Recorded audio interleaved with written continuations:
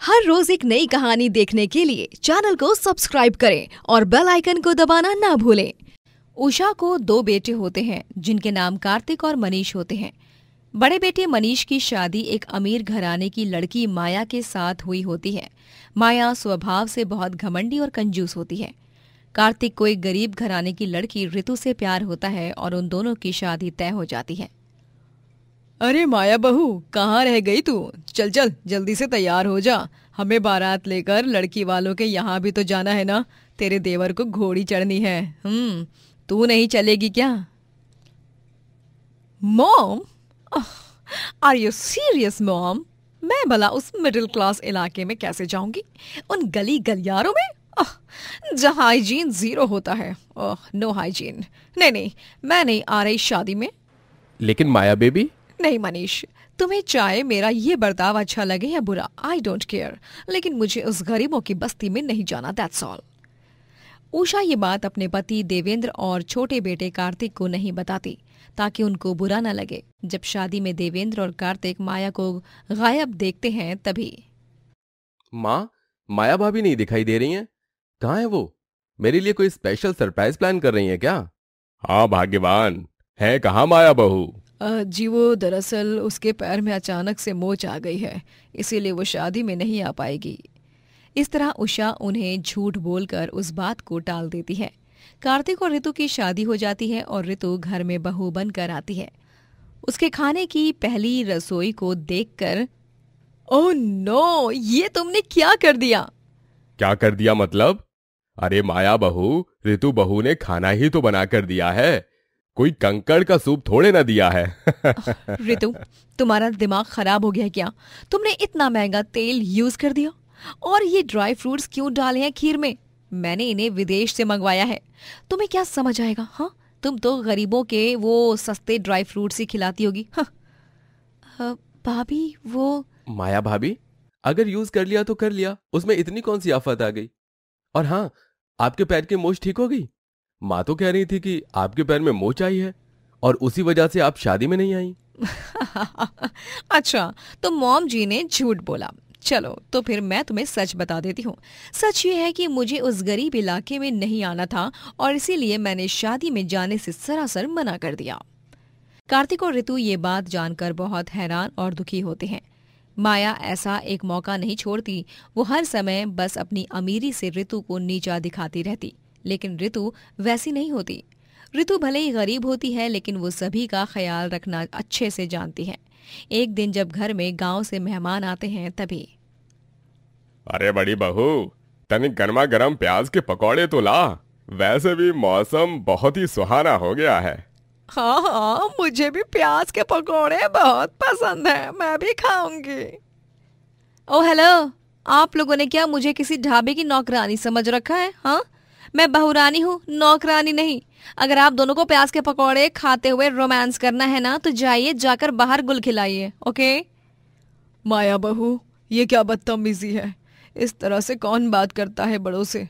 तुमने अपने ही मान मर्यादा सब बेच दी है क्या? उषा मुंह बनाती है तभी ऋतु मेहमानों के लिए गर्मा गर्म प्याज के पकौड़े और चाय बनाकर लाती है। चिंता मत कीजिए चाचा चाची जी, ये लीजिए ये प्याज के पकौड़े और गर्मा गर्म अदरक इलायची वाली चाय। अरे देखो देखो, सीखो अपनी देवरानी से कुछ, कितनी गुणवान और सर्वगुण संपन्न है ये। सच में तुम गरीब घराने की तो हो, लेकिन तुम्हारा दिल बहुत अमीर है ऋतु। धन्यवाद चाचा जी चाची जी। इसी तरह सभी ऋतु की तारीफों के पुल बांधते हैं और माया के बुरे बर्ताव के कारण उसकी बुराई करते हैं। ये देखकर माया को बहुत गुस्सा आता है और धीरे धीरे वो गुस्सा जलन में बदलने लगता है। एक दिन माया ठान लेती है कि अब देखना कैसे मैं अपना हक लेकर बंटवारा करती हूँ और फिर मैं और मनीष अलग रहने लगेंगे, एक सुंदर सी दुनिया बसाएंगे। माया अगले दिन अपने सारे पैसे और जेवर ऋतु की अलमारी में रखती है और फिर हंगामा मचाकर घर को सर पर उठाती है। नहीं, मेरे पैसे और जेवर, अरे कहाँ चले गए? कौन ले गया उन्हें? क्या हुआ माया बहू, तू इतना बौखलाई हुई क्यों है? मॉम जी, मेरे जेवर और पैसे मेरी अलमारी से गायब हो गए हैं। अरे ऐसे कैसे गायब हो सकते हैं? तुम एक काम करो, पूरे घर में ढूंढ लो। क्या पता यहीं कहीं रखे हो और तुम्हें मिल भी जाए। हाँ भाभी, पापा जी सही कह रहे हैं। माया पूरे घर में अपने जेवर और पूरे पैसे ढूंढने का नाटक करने लगती है और वो रितु की अलमारी से जेवर और पैसे निकालकर सभी को दिखाती है। ये देखिए, मेरे सारे पैसे और जेवर इस गरीब गंवार रितु की अलमारी में थे। मुझे पहले से ही पता था कि ये गरीब लोग तो ऐसे ही होते हैं। इन्हें जरा भी पैसे और जेवरात दिखे नहीं कि इनके हाथों में खुजली होने लगती है। भाभी, ये आप क्या कह रही हैं? भला मैं क्यों चोरी करूंगी आपके जेवर और पैसे? भाभी, आप बहुत गलत समझ रही हैं। मैंने कोई चोरी नहीं की है, माता रानी की सौगंध। हाँ माया भाभी, रितु गरीब जरूर है लेकिन वो आपकी तरह कंजूस और लालची नहीं है। छोटे नहीं मनीष भैया, आप मुझे कुछ नहीं बोल सकते क्योंकि आपकी बीवी को मेरी बीवी से बात करने की तमीज नहीं है, तो मैं क्यों तमीज का ध्यान रखूं? बस, अब मुझे इस घर में और नहीं रहना है। मुझे बंटवारा चाहिए। मैं और मनीष अलग रहना चाहते हैं। हाँ माँ पापा, हमें इस घर में रहने में कोई दिलचस्पी नहीं। माँ पापा, माया और मेरा जायदाद का हिस्सा दे दो और हमें इस घर से जाने दो। लेकिन मनीष बेटा। नहीं, अब इस बंटवारे को कोई नहीं रोक सकता है। देवेंद्र और उषा माया और मनीष को उनका हिस्सा दे देते हैं और वो दोनों अलग रहने लगते हैं। वो दोनों अब परिवार के किसी भी सदस्य से बात नहीं करते हैं। थोड़े महीनों बाद माया गर्भवती हो जाती है, लेकिन तभी पैसा होने के बावजूद भी उसके पास उसकी देख रेख करने के लिए कोई नहीं होता। मैं अपने मायके वालों को भी नहीं बुला सकती और किसी नौकरानी को घर पर बुलाना रिस्क है क्योंकि अब मैं अकेली हूँ और प्रेग्नेंट भी। मनीष तो दिन भर काम पर रहता है। काश रितु और मॉम जी होते, वो दोनों मेरा बिना थके ख्याल रखते। मुझे अब जाकर उनकी अहमियत समझ में आ रही है, परिवार की अहमियत समझ आ रही है। 9 महीने माया के लिए बहुत मुश्किल हो जाते हैं। एक दिन अचानक से माया का पेट बहुत दर्द होने लगता है और वो रोने लगती है। आ, आ, आ! तभी वहां पर रितु आ जाती है और वो माया को तुरंत हॉस्पिटल ले जाती है और उसे एक प्यारा सा बेटा होता है। माया को अपनी सारी गलतियों का एहसास हो जाता है और वो रितु से माफी मांगती है। आई एम सॉरी रितु, मैंने तुम्हारे साथ बहुत गलत किया। उस दिन गहनों की चोरी नहीं हुई थी। वो गहने मैंने ही तुम्हारी अलमारी में रखे थे ताकि इल्ज़ाम तुम पर आए और मैं उसी कारण से बंटवारा कर सकूं। मैं बहुत बुरी हूँ। बस भाभी, अब गम और उदासी के दिन गए। अब हमारे परिवार में एक नन्हा मेहमान आया है, खुशियाँ ही लेकर आया है। थैंक यू रितु, मैं सच में बहुत लकी हूँ कि तुम मेरी देवरानी हो। रितु और माया दोनों देवरानी जेठानी एक हो जाती हैं और माया को सभी माफ कर देते हैं और उस दिन के बाद से सभी खुशी खुशी रहने लगते हैं। गोविंदपुर नामक एक गांव में रामलाल मैंगो मिल्क शेक वाला ये नाम काफी मशहूर था। रामलाल का मैंगो मिल्क शेक सभी गांव वाले बड़े ही चाव से पीते। गर्मियों ने इस साल भी अपनी दस्तक जल्दी ही दे दी थी और इसी के साथ यहाँ रोजाना रामलाल के यहाँ मैंगो मिल्क शेक पीने वालों की भीड़ जमी हुई रहती थी। वाह वाह वाह वाह, ठंडा ठंडा मैंगो मिल्क शेक पीकर तो मजा ही आ गया। अरे भाई, इसी बात पर मुझे एक गाना याद आ रहा है। हमें इस गर्मी में जीने की चाहत न होती अगर मैंगो मिल्क शेक न होता, अगर मैंगो मिल्क शेक न होता। अरे भाई, ऐसे गा कि अगर रामलाल काका का मैंगो मिल्क शेक न होता, क्योंकि पूरी दुनिया घूम लो लेकिन रामलाल काका के जैसा मैंगो मिल्क शेक और कहीं भी नहीं मिलेगा। ये बात तो उतनी ही सच है भाई। अरे भाई, धन्यवाद धन्यवाद, यह तो आप सबका बड़प्पन है और कुछ नहीं। रामलाल का मैंगो मिल्क शेक हर किसी का फेवरेट था। रामलाल अपनी बीवी वसुधा के साथ रहता था। उनका एक बगीचा था जिसमें आम उगते थे। वो बगीचा रामलाल के पिता का था, जो अब रामलाल के काम आ रहा था। रामलाल का बेटा कान्हा शहर में पढ़ाई करने गया होता है। जी, परसों कान्हा का जन्मदिन है, अपने तोहफे तो भिजवा दिए ना उसके लिए। हाँ वसुधा, मैंने कान्हा के लिए तोहफे और पैसे भिजवा दिए हैं, कब के, तुम चिंता मत करो। ठीक है जी, बस अब जल्दी से मेरे कान्हा की पढ़ाई पूरी हो जाए और उसे अच्छे वेतन वाली नौकरी मिल जाए शहर में, बस और क्या चाहिए। मिलेगी ना, क्यों नहीं मिलेगी। मेरा बेटा बहुत होनहार और होशियार है, तुम चिंता मत करो वसुधा। वसुधा और रामलाल दोनों का जीवन गांव में बहुत अच्छी तरह से चल रहा होता है। वहां शहर में कान्हा भी अपनी MBA की पढ़ाई की फाइनल एग्जाम्स कंप्लीट कर रहा होता है। अब बस जल्दी से मेरे रिजल्ट्स आ जाएं, फिर मैं अपने माँ पापा के पास 1 महीने के लिए गांव जाऊंगा। वहां पर उनके साथ थोड़ा वक्त गुजारूंगा, उसके बाद ही जॉब के लिए अप्लाई करूंगा। हाँ यार कान्हा, यह भी सही है। मैं तो कहता हूँ गांव जाने के बाद 15 दिन बाद तू खुद अंकल आंटी को शहर घुमाने ले आ, उन्हें भी अच्छा लगेगा। अरे हाँ, यह भी बहुत अच्छा आइडिया है। एक दिन अचानक से रामलाल के बगीचे में आग लग जाती है, जिस कारण पूरा बगीचा जलकर राख हो जाता है और ये सब देख रामलाल के होश उड़ जाते हैं। उसे बहुत बड़ा धक्का लगता है। नहीं, मेरा बगीचा। वसुधा देखो ना, ये क्या हो गया।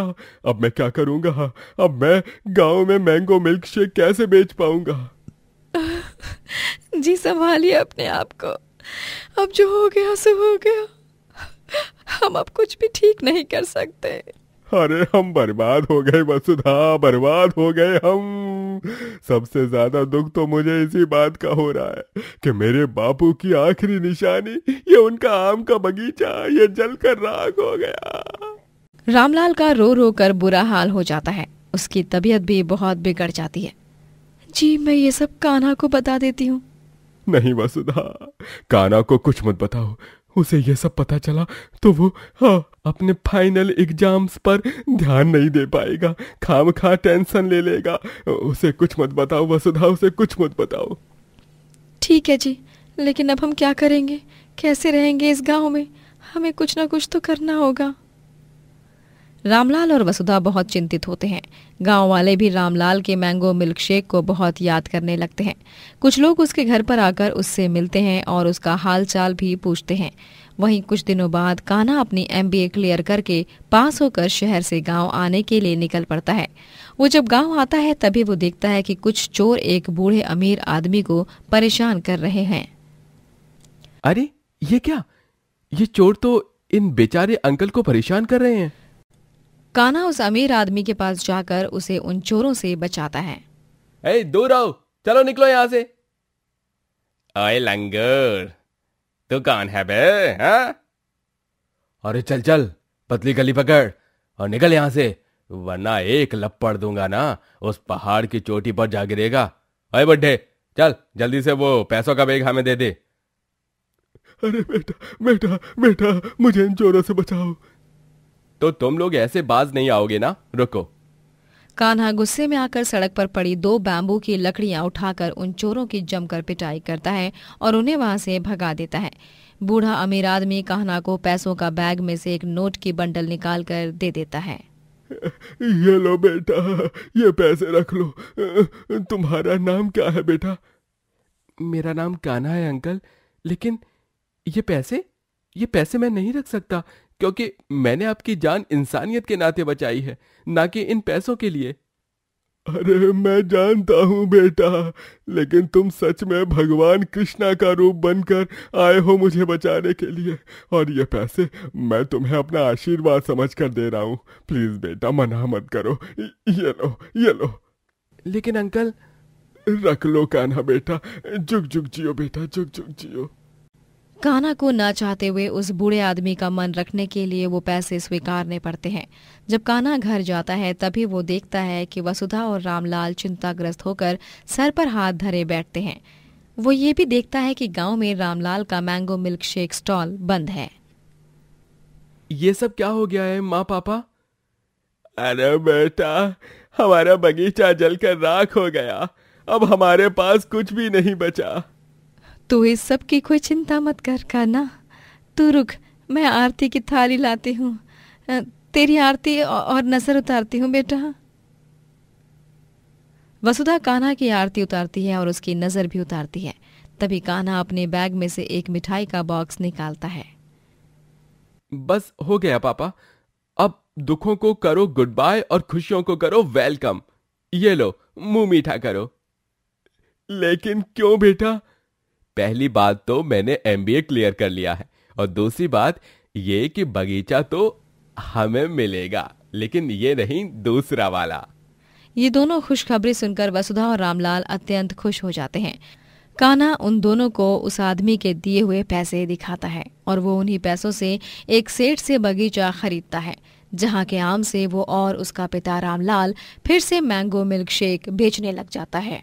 अरे मैंगो मिल्क शेक ले लो भाई, मैंगो मिल्क शेक, ठंडा ठंडा fresh fresh mango milk shake vanilla ice cream की टॉपिंग के साथ।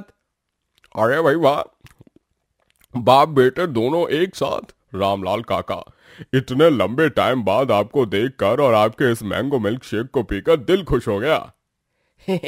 सच में आज जाकर हमारी प्यास बुझी है इस अमृत समान मैंगो मिल्क शेक को पीकर। अरे भाई मानना पड़ेगा, कान्हा बेटवा तुम तो बिल्कुल अपने पापा के जैसे सेम टू सेम स्वाद वाला मैंगो मिल्क शेक बनाते हो। जी आपका बहुत बहुत धन्यवाद अंकल। दिन ब दिन रामलाल की उम्र होने लगती है और इसी कारण अब कान्हा उसके मैंगो मिल्क शेक बिजनेस को संभालने लगता है और वो उसे और भी बड़ा कर देता है एक दुकान खरीदकर, जहां वो मैंगो मिल्क शेक ढाबा खोलता है। इस मैंगो मिल्क शेक को बेचकर ही मैं दिन में इतने हजारों रुपए कमा रहा हूँ, क्यों ना मैं इसी में अपना करियर कंटिन्यू करूँ। कान्हा ये विचार अपने माता पिता के सामने भी रखता है, जिस पर वो दोनों ही अपनी सहमति जताते हैं और कान्हा अपने ढाबे का नाम MBA मैंगो मिल्क शेक वाला रख देता है और वो खूब सारे पैसे कमाने लगता है।